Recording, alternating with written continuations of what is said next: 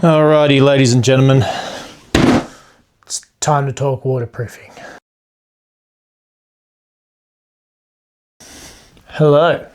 G'day guys and girls, it is Dan here from Paddle and Portage Canoes, here to talk waterproofing. Now, one of the best things about open boats, canoes, pack boats, any of those sort of craft is the ability to carry a large amount of gear. However, the downside of having an open boat means that all of your gear, if not waterproofed properly, can be exposed to the elements. Now, never fear, we do have some answers to the questions of how do I keep my stuff dry, but which option do you choose? There's a few out on the market, and we're here today to talk about the pros and cons of some of the ones that we have had experience with. So for today, I've got three options, or three sort of main options that I'm going to talk about. That is the barrel, the dry duffel, and the dry pack. Now, what are the differences? We're going to go through that shortly. The first option we're going to talk about is the barrel, the classic, what a lot of people would imagine would go into a canoe. Now, there's a couple of pros to the barrel. The first one being it's a large, rigid construction, which here in Australia, and especially in our area, is really good for keeping away wildlife. So you got possums, you got river rats, you got a couple of other wildlife out there that may be coming and thinking that your equipment is interesting. It smells like food. I want to have a go at that. So a large plastic container that you can seal off is a great way to deal with that. The other benefit to having a rigid construction in a packing sense is that it stays open, it doesn't collapse while you're packing it, and you can put your big items in and then be able to have something to push against as you're stuffing your clothing into the gaps, some of those smaller items into the gap, so you can fill all the space in that barrel, which is super beneficial and just means you've got less chance of having air gaps from that item moving around or making weird shapes. One of the other great pros to the barrel is cost effectiveness. It is probably the cheapest option on the list, and that makes it a great entry level option for those that are just looking to get into canoeing and want something that doesn't cost too much but will still protect their gear from the elements, because you're probably not going to be doing long portages or anything as a beginner. So it is a really great beginner option if you're just getting into open boat exploration. Coming into some of the cons. First off, probably one of the least waterproof options, because you either have a screw top lid or you have a lid that you push down and then you clamp on the side. Now, the problem with the screw-on lids is you need to get that screw on aligned perfectly, and you've got to get just the right amount of pressure in order to properly seal off and engage the rubber seal inside the lid. Now, with that, I don't know if you've ever tried to over-screw anything, but it'll always get to a point where it wants to kind of pop back up, and I've always found it really difficult to get the screw-on lids to just be exactly perfect. You do get it eventually, but it's a little bit more finicky. With the other option, which is usually the push-on lid with a steel clamp, that is usually a cheaper option, and what happens is that clamp can never really supply enough pressure to actively waterproof that barrel. Now, if the barrel's not that waterproof, why would you use it?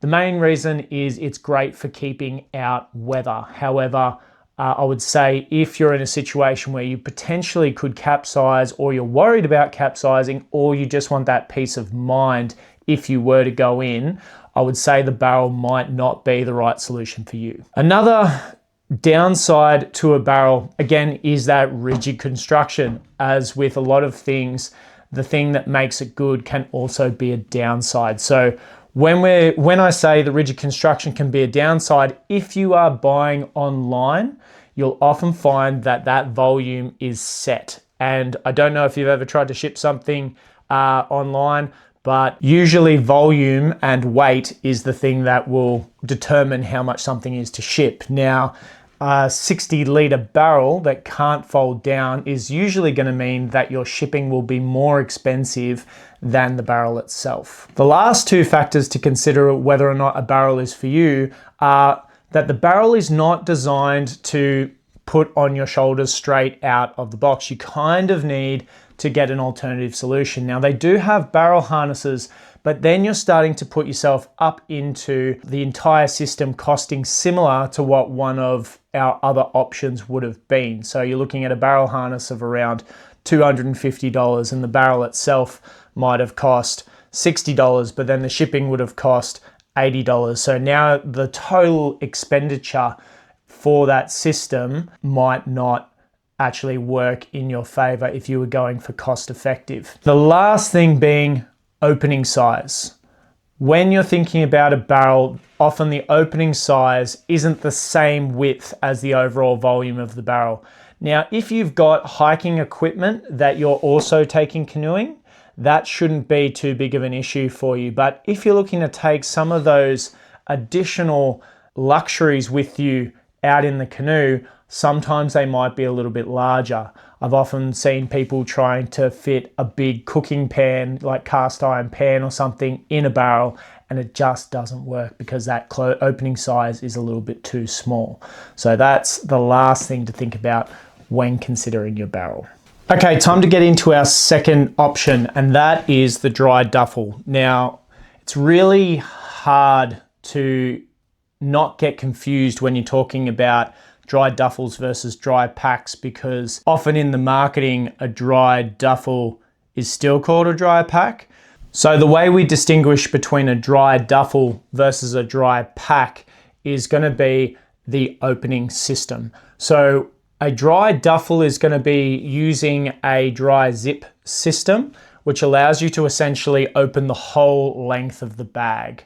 A dry pack will essentially be your traditional roll top dry bag, but with a harness system. So like with just shoulder straps, or with a full system of shoulder straps and a waist belt. Often you'll find a dry duffel won't have a waist belt just because you do need to unzip the whole thing. So a waist belt will kind of get in the way of that opening system, which is a big part of why you would choose one over a dry pack. And there's pros and cons to both. So when we're getting into the dry duffels, the main pro is going to be that opening system, being able to open the entire bag and access everything in a moment's notice. So being able to see every piece of gear and not have to climb into the bag to get it is a really, really great way for organization. So when I'm on guiding trips where I'm not doing a portage, I really, really enjoy using the Cedar Summit Hydraulic Pro Dry Pack, which, as I said earlier, is actually a dry duffel. The Hydraulic Dry Pack has two shoulder straps, which are really quite comfortable, and a really solid dry zip, which also comes with lubrication for looking after that long term. And we'll get into that in the cons in a brief moment. Now, that zipper system is super easy. You open everything up. You can get to your sleeping bag, your sleeping mat, or your camp gear. You can also throw in things and you go, I need that. I open it up and I can see it straight away. And then you also have that added benefit of being able to chuck it on your shoulders and carry it down in one go without needing to move everything. And I can often put it on my shoulders with the canoe as well and carry that down to the water in one trip. Now, while that's a super beneficial pro, and it's one of the reasons why I love it so much, getting into the cons. The first one is using a dry zipper, you do need to look after them well. So like any zipper, there is a possibility of it failing if you don't look after it long term. And with some of the better products out on the market, like the Cedar Summit Hydraulic Pro Dry Pack, they do come with a lubricant for the zipper, which you do apply every so often if it's starting to stick or if you're starting to notice any issues or it's a little bit harder to pull as you open it regularly. This also means that you're maintaining the waterproofness of the zipper. But another thing about waterproof zippers is that final little pull. There's a locking system right at the end, and you do need to make sure that you put the extra effort to make sure that zipper's all the way closed to make sure that bag is sealed. So keep that in mind if you ever go into the dry duffel system. The next thing is, because they can't have a waist belt, if you're looking to do a longer portage trip, say over 500 meter carry, you'll find that your shoulders will get quite sore, especially if you're carrying the boat as well, because all of that weight is going directly onto your shoulders. Now, for a lot of people, that's not going to be an issue because portaging isn't as big of a thing over in Australia compared to some places overseas like Canada or the US. However, if you're looking to get a bit more creative with your trips and do some more remote stuff, and you've developed your skills where you can do that, you may want to look at something a little bit more versatile like the Pro Dry packs with a full waist belt system and that roll down construction, which we'll go through shortly. Another downside to the dry zip is, again, you're opening the entire bag every time you open that system. And what that does is, if you are in rainy conditions and you haven't waterproofed anything else inside the bag, you have to physically open that up and potentially expose those things to the elements if you're in rainy conditions, if you've put something essential in there that you might need. And there are some ways around this, so if you stick around to the end of the video, we'll give some tips on how to deal with that, or dealing with rainy conditions with waterproof bags. So just recapping some of the pros and cons of the dry duffels. You have that full opening system, which allows for really easy organization, which is really, really good. You've still got a comfortable carrying system for shorter portages or shorter carries. And you have a really great solid waterproofing as long as you look after it. In the cons, you have maintenance to maintain that waterproofing. It is actually quite an expensive system, so keep that in mind. And there is potential, if you don't do some additional work to waterproof the rest of your gear, that if you need to access it in wet conditions, it is harder to do so without compromising your gear. Now, onto dry packs.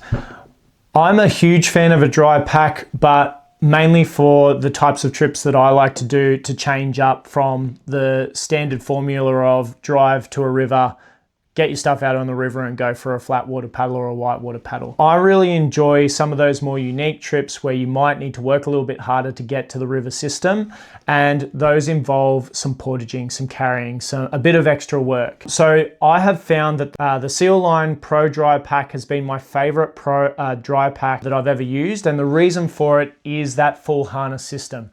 Being able to carry a large amount of gear comfortably without really having a lot of issues with shoulder pain. And another added benefit of it is that it takes the weight off even if you have the canoe on your back as well. So if you need to do a large portage, you don't want to be going up and down these hills, doing the canoe first, then going up, getting your gear and coming back. So having that waist belt has been a game changer for the types of trips that I've been able to do, and same as Travis when we've gone out together, and just being able to have such a large capacity. So I use the 120 litre Seal Line Pro Dry Pack, and having that capacity means that I can put all the gear that I need for camping, for all the food for however many days trip, sometimes up to 5 days, maybe a little bit longer if I wasn't carrying too much additional stuff, plus my life jacket, my whitewater safety gear, my helmet. Any of those things can still fit and still be able to be carried. Usually you'll still try to go a little bit lighter weight, but you can still carry so much more than you would with any other system. Then you add the canoe on top of that, and it just sits perfectly on your shoulders, and you can walk for a kilometer without needing to take the boat off for a bit of a rest on your shoulders. So that makes a huge difference to how fast you can get to places, and also totally changes how far you're able to carry your gear and your boat in order to do some really unique places and some cool trips. So for versatility, the dry packs are kind of unmatched. But then when we're getting into the cons, if you're not looking to do those kind of trips, or if you don't need that capacity, you'll often find that having that top-down construction and not being able to open the full bag means that you actually have to physically climb into the bag. So with the 120 litre, if something's all the way at the bottom, you can't just get to it. You got to try and dig all the way to the bottom, take things out, or just spend ages trying to rummage around inside there. An added benefit of that soft top-down construction though is that you can fold it over in rainy conditions, which is different to what the dry duffel would be able to do. So when you're weighing up the pros and cons there, and we put it in a bit of a summary, the pros are you've got maximum versatility for carrying your equipment and capacity, as well as a really solid waterproofing seal.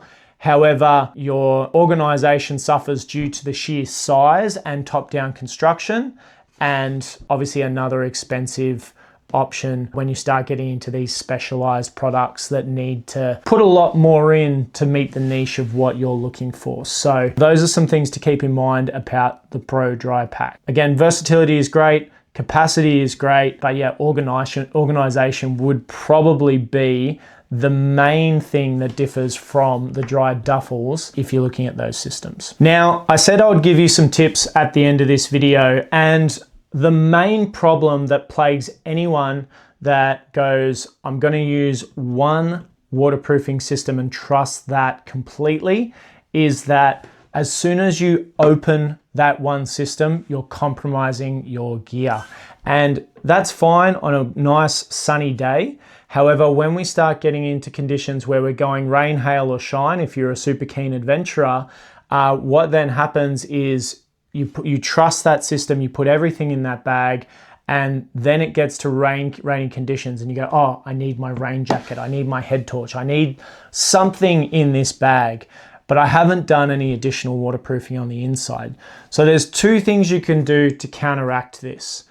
You can do some organization in terms of lining that with some garbage bags, some additional roll top dry bags. There's a bunch of different ways you can do it, but essentially you need to waterproof the essentials. And this is true for any outdoor activity you do, whether it be hiking, whether it be canyoning, whether it be any other form of roping activity, any other paddling activity. It's really, really important that you're thinking about what if this one item fails, and there should always be a backup. Now, we won't go into exactly what the essentials are because that can be a whole nother video, or you might already know what the essentials are for you. The idea is you're using something in addition in case of rain or in case you haven't properly closed your waterproofing. So please keep that in mind. Now, the last thing is you can actively avoid ever needing to open up your main waterproofing system until you get to camp if you do one thing, and that is to have an additional smaller bag available to you that is easy access. I get a lot of people in clients on guided trips that often put everything into their big bag, and then they'll have to pull over to the side of the river for whatever reason to get something out. I have taken to always bringing a 20 litre roll top dry bag or a small day pack to carry things like my rain jacket, my head torch, my food for the day, any snacks, and emergency locator beacons or emergency equipment like a first aid kit. This one small thing will make your life so much easier in your canoeing trip and make you a lot more time efficient, so that you can just eat on the water, you can do anything on the water if you need to. You don't need to fully empty the boat every time something happens, whether you need to stop for lunch, whether you need to stop and have a break because it's windy. It just makes a huge difference to the flow of your trip. And it also means that you have no reason to expose some of the camping essentials or safety essentials that you might not need until later in the day. So that's my top tip whenever doing any paddle sport, is having that easy access bag in addition to your main waterproofing bag. And if you are doing a portaging trip, it can be small enough to then chuck inside your main bag. So again, you can do everything in one trip without having to carry your little bag in addition while carrying a boat on your head. So that concludes our video for tonight. Thanks for tuning in. Please give us a like and subscribe. We're trying to get more of this content out as much as possible. We also want to hear from you. What is your waterproofing system? What have you used in the past? What brands have you used? Do you have something that wasn't on this list? Let us know down in the comments. We'd love to have a chat with you, and I'm sure your thoughts can help anyone else that's looking into this sort of stuff on their own canoeing or gear journey. But for now, that's me signing off for tonight. I'll catch you guys on the next one. Catch you later.